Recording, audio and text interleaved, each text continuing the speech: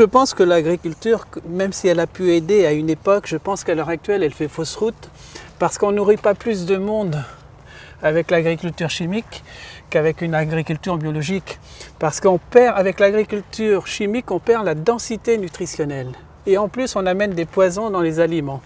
Donc, pour ces deux raisons, je pense que l'agriculture chimique fait fausse route. Mais il y a tellement de gros intérêts derrière qu'il est difficile de lutter et d'aller contre. Mais je pense sincèrement que l'agriculture de demain sera automatiquement biologique. Il faut aller vers l'alimentation biologique, crue et spécifique. Je pense que c'est incontournable pour le siècle qui nous attend. L'alimentation crue, tout le monde commence à prendre conscience que la cuisson tue l'aliment. L'alimentation biologique, tout le monde prend conscience qu'il faut aller vers l'agriculture biologique. Une notion qui est peu connue, c'est la notion de spécificité. Nous pensons que tout tube digestif est fait pour un carburant qui va nourrir les cellules.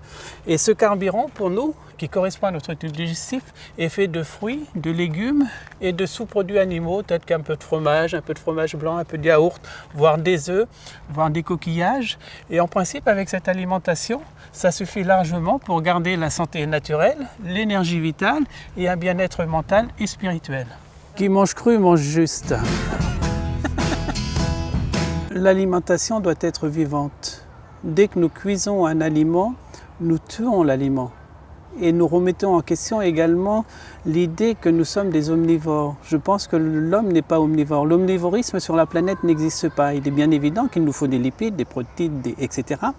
Mais je pense que le carburant de l'homme est comme pour tous les animaux, c'est-à-dire qu'il doit être vivant, c'est-à-dire pré-cru. C'est la première idée maîtresse de la naturopathie.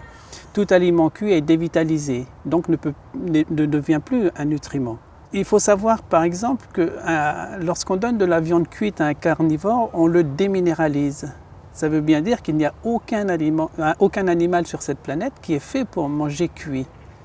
À partir du moment où on mange cuit, on tue la vie et on ne nourrit plus les cellules, c'est-à-dire qu'on va entraîner beaucoup de toxines, et là est l'origine de nos toxines dans le corps, donc de nos maladies aiguës, donc de nos maladies chroniques et donc de nos maladies dégénératives. Toujours est-il que lorsque nous mangeons des aliments cuits au micro-ondes, nous tuons nos cellules. C'est comme si nous mangions des cellules cancéreuses. Il en est de même par exemple avec les aliments industriels, les œufs par exemple.